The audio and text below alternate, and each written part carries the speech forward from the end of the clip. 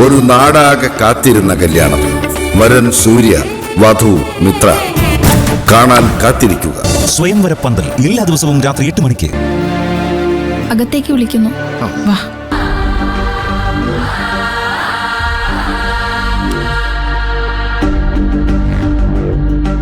ചെല്ലു. വാ ഇരിക്കെ.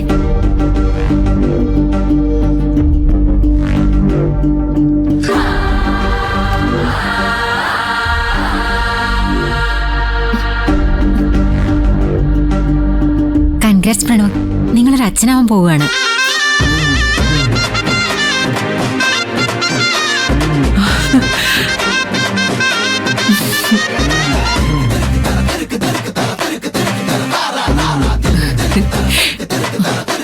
മോളെ ശിവാനി, നീ ഈശ്വരമംഗലത്തിനൊരു പുതിയ തലമുറയെ തരാൻ പോവാ.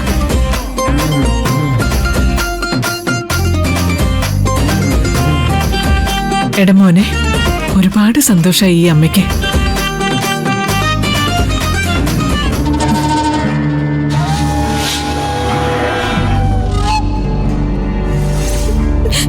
ഡോക്ടർ പ്ലീസ്, ഡോക്ടർ എന്നെ രക്ഷിക്കണം.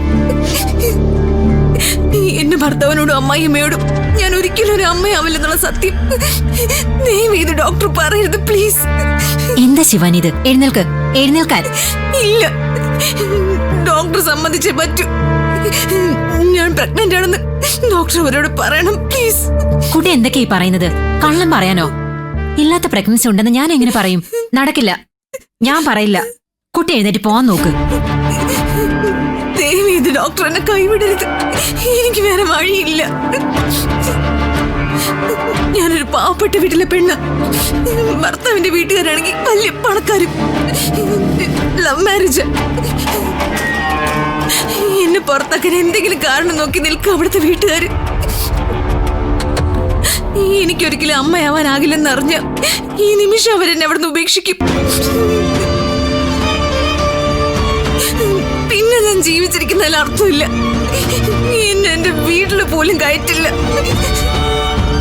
ഏതെങ്കിലും ട്രെയിനിന് മുന്നിൽ ചാടിച്ചാവല്ലാതെ വേറെ വഴിയില്ല എനിക്ക്.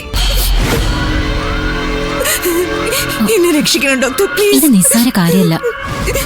പ്രഗ്നൻസി എന്നൊക്കെ പറയുന്നത് കള്ളം പറയാനും മറച്ചു വെക്കാനും പറ്റുന്ന കാര്യമാണ് കുട്ടി. 3 മാസം കഴിയുമ്പോൾ വയറ് വെക്കാൻ തുടങ്ങും. അപ്പൊ എന്ത് ചെയ്യും? 3 മാസം ഉണ്ടല്ലോ, അതിനിടയിൽ എന്തെങ്കിലും ഒരു വഴി ഞാൻ കണ്ടുപിടിച്ചോളാം. എനിക്കിപ്പോ ഒരു സാവകാശം കിട്ടിയാൽ മാത്രം മതി. അതൊന്നും നടക്കുന്ന കാര്യമല്ല. നോക്കു ശിവാനി, ഇതൊന്നും എന്റെ എത്തിക്സിന് ചേരുന്ന കാര്യമല്ല. ഇതൊക്കെ റിസ്ക് ആണ്. പ്ലീസ് ഡോക്ടർ, എന്നെ കൈവിടരുത്. എനിക്ക് വേറെ വഴിയില്ലാത്തോണ്ട്. നോ നോ ശിവാനി, നടക്കില്ലത്. ഡോക്ടർ നോ എന്ന് പറഞ്ഞ എനിക്ക് എന്റെ ജീവിതത്തോട് നോ പറയേണ്ടി വരും. അതല്ലാതെ വേറെ വഴിയില്ല എനിക്ക്. നാളെ ഏതെങ്കിലും റെയിൽവേ ട്രാക്കിൽ എന്റെ ഡെഡ് ബോഡി കണ്ടു എന്ന വാർത്ത കേൾക്കുമ്പോ ഡോക്ടറിന്റെ മുന്നിൽ നിന്ന് കരയുന്ന എന്റെ ഈ മുഖം ഓർമ്മ വരും ഡോക്ടറിന്.